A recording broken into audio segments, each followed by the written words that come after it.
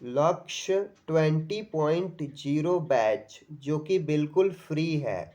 इस बैच में RRB NTPC के पूछे गए सवालों का बेसिक से कॉन्सेप्ट सॉल्यूशन और उस सवाल के क्या शॉर्टकट हो सकते हैं, फॉर्मूले हो सकते हैं, उन सब को नोट कराया जाएगा, जो कि आपके आरआरबी एनटीपीसी एग्ज़ाम के लिए तो वैल्यूएबल होगा ही, साथ ही रेलवे के सभी एग्ज़ाम के लिए वैल्यूएबल होगा।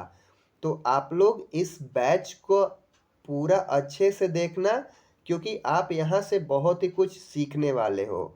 और एक चीज़ कहना चाहूँगा कि चैनल पे पहली बार आए हो तो सब्सक्राइब कर देना, साथ में लाइक कर देना और उन कैंडिडेट तक भी शेयर कर देना जिनको आवश्यकता है। अपने स्टडी ग्रुप में भी शेयर कर सकते हो।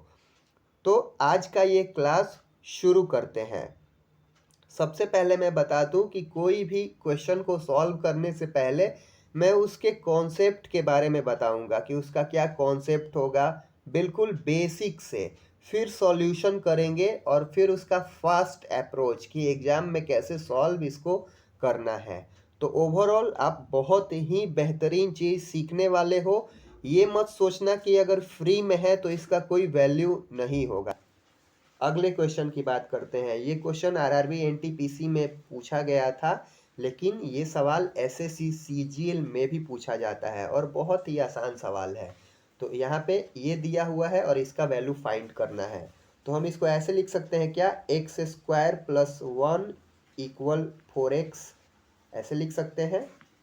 और दोनों तरफ x से डिवाइड कर देते हैं, दोनों तरफ x से, इधर भी x से डिवाइड किए और इधर भी x से डिवाइड किए, तो x x कट गया, ये x से x कट जाएगा, यानी कि हमारा क्या आया, x प्लस 1/x बराबर 4।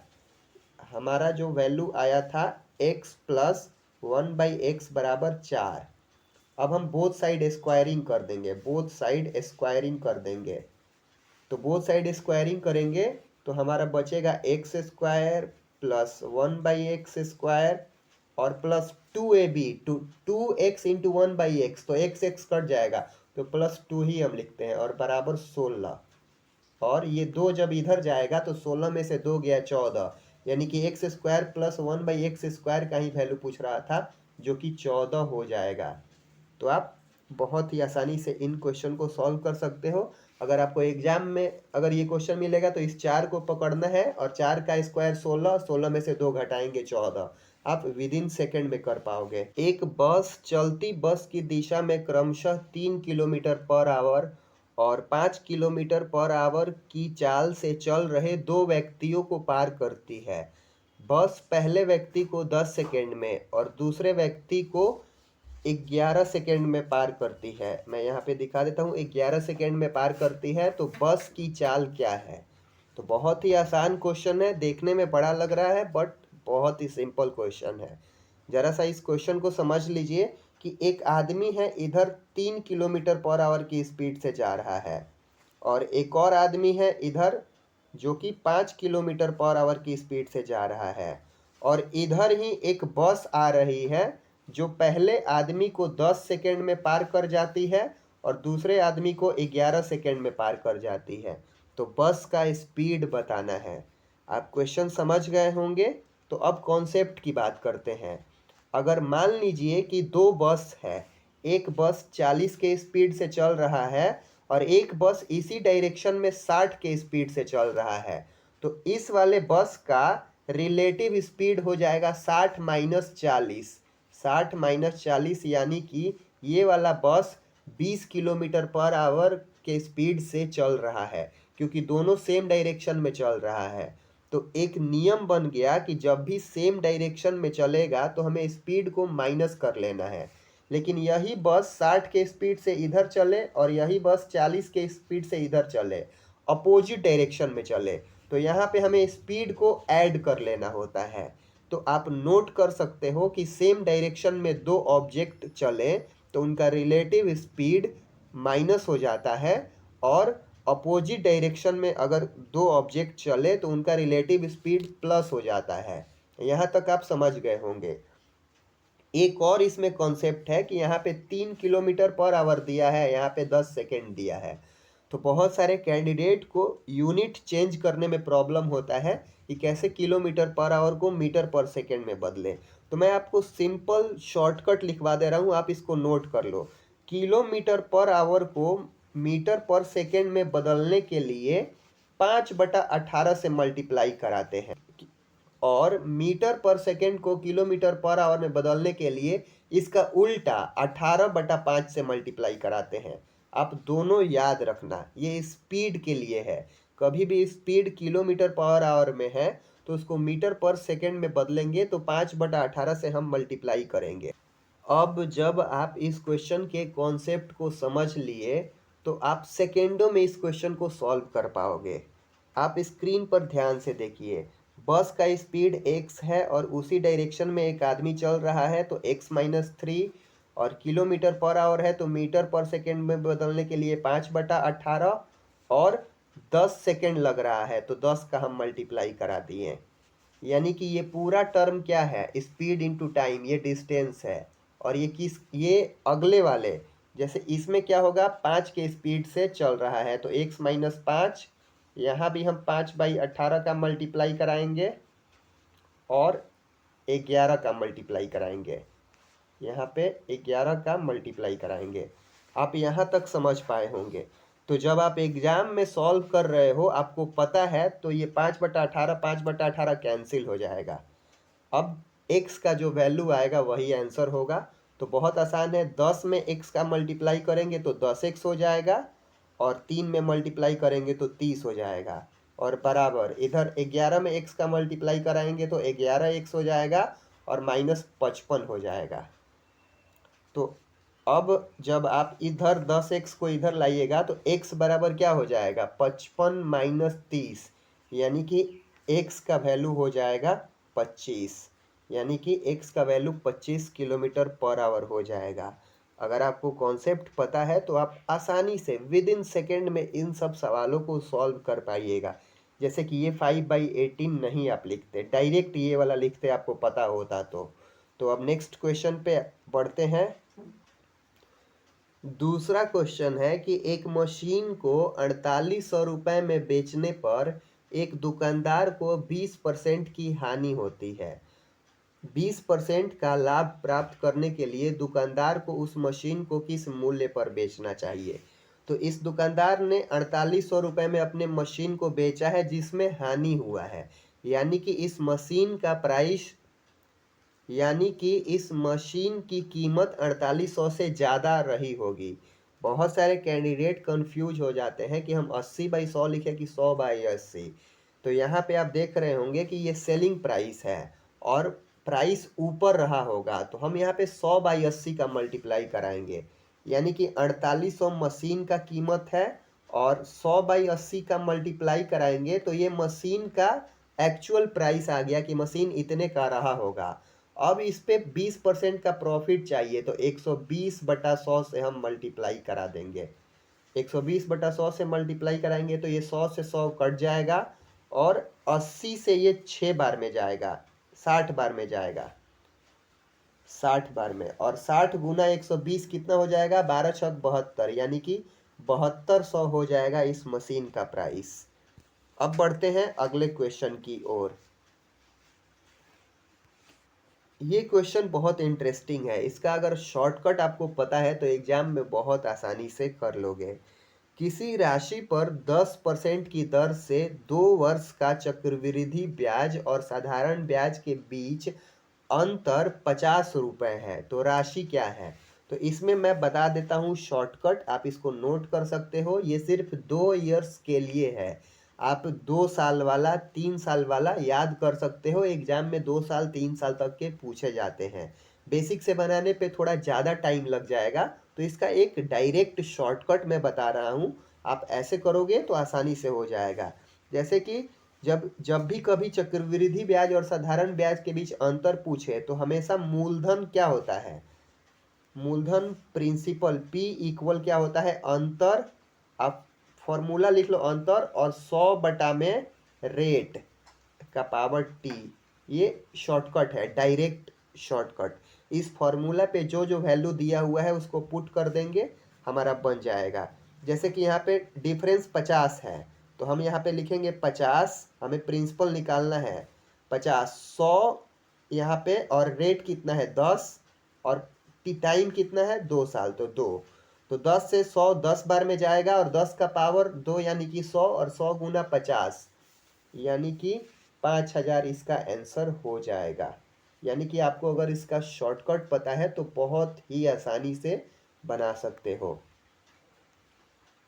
ये क्वेश्चन आ गया, ये तो क्वेश्चन आसान है। यहाँ पे आप पॉइंट से पॉइंट काट दीजिएगा, तो ऊपर देखिएगा कि ऊपर 361 बचेगा और नीचे बचेगा 1024, और 361 में से बाहर निकालिएगा तो 19 बाहर निकल जाएगा, और 1024 में से बाहर निकालिएगा रूट तो 32 हो जाएगा। यानी कि 19/32 होना चाहिए।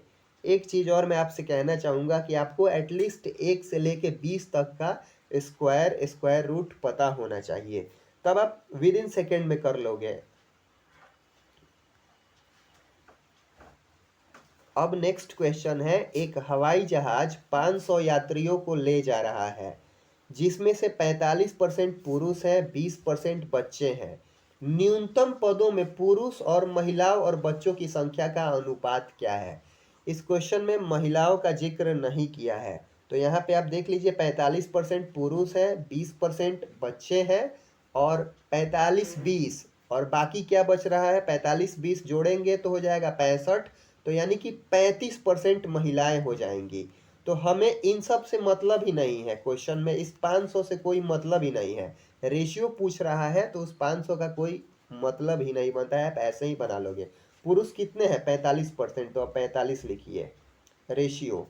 इसके बाद महिलाएं कितनी है, तो 45 और 20 65, तो महिलाएं बच रही हैं 35, और बच्चे कितने हैं 20। आप तीनों को जोड़िएगा तो 100% हो जाएगा। 45 और 35 80, और 20 100। तो ये 5 से 9 बार में जाएगा, 5 से ये 7 बार में जाएगा, और 5 से ये 4 बार में जाएगा, यानी कि 9:7:4।